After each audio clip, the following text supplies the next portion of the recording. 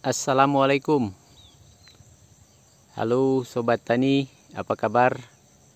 Mudah-mudahan kita semua masih dalam keadaan sehat. Amin. Sobat Tani, jumpa lagi bersama channel Adam Porang, channel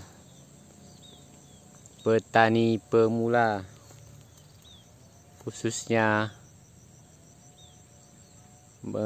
dalam hal menanam cabai. Sobat Tani, seperti inilah keadaan cabai rawit absolut 69 kita, Sobat Tani. Alhamdulillah, nampak hijau, banyak muncul bunga-bunga baru, Sobat Tani.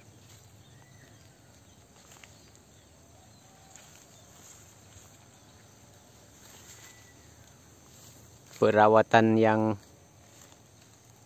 dilakukan pada masa generatif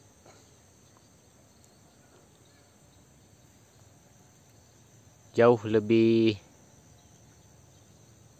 sulit sebagai petani pemula, Sobat Tani, karena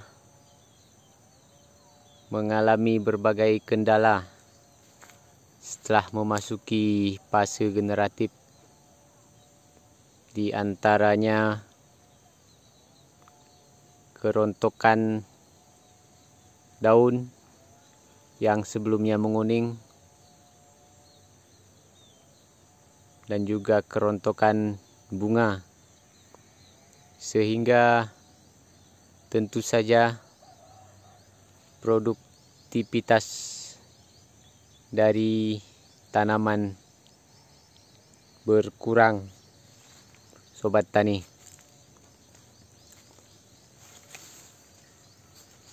Perlu trik atau cara dalam perawatan cabai rawit pada masa generatif, Sobat Tani. Jika pada masa vegetatif kita hanya fokus pada pertumbuhan dan pencegahan batang, namun pada masa generatif, di samping kita harus memelihara pertumbuhan batang, kita juga harus lebih telaten dalam perawatan sehingga tidak terjadi seperti yang kami alami, yaitu kerontokan daun yang menguning disertai dengan kerontokan bunga, Sobat Tani. Akibat kerontokan daun dan bunga, secara otomatis terjadi penurunan produktivitas buah yang dipanen, Sobat Tani. Dari 800 batang cabai rawit absolut 69 ini, pada panen ke-8 kita mendapatkan 30 kg, Sobat Tani, dan pada panen ke-9 kita mendapatkan 25 kg, sobat tani.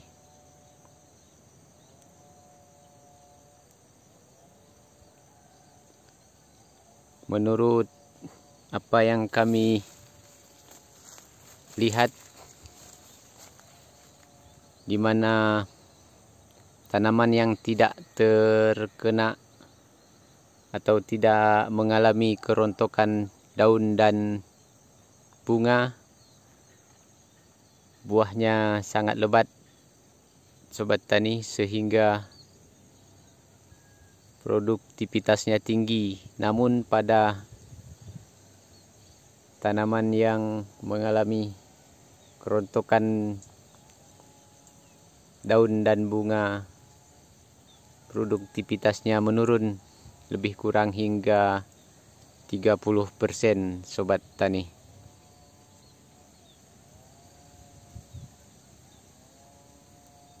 Namun sebagai petani pemula, hal ini tentu saja dapat menjadi pelajaran ke depan, sobat tani. Tanpa mengurangi rasa syukur, mudah-mudahan pada penanaman berikutnya perawatan kita lakukan secara intensif, tidak hanya pada masa generatif, namun juga kita harus lebih telaten merawat tanaman cabai pada saat cabai telah memasuki fase generatif, sobat tani. Lahan yang digunakan, di samping harus kita jaga nutrisi atau unsur hara pada tanah, juga harus secara terus-menerus kita lakukan pengecekan, yaitu apakah pada lahan mengalami kekeringan, sobat tani. Karena jika tanaman telah besar, walaupun hujan masih terjadi, namun air hujan tidak masuk ke dalam mulsa, sobat tani. Hal ini menyebabkan tanaman kekurangan air, sehingga penyerapan unsur hara dari dalam tanah tidak maksimal, sobat tani. Penerapan metode Profesor Udin harus kita modifikasi dan kita lakukan perubahan-perubahan sesuai dengan lokasi atau lahan cabai yang kita tanami, sobat tani. Sedikit perubahan dan modifikasi,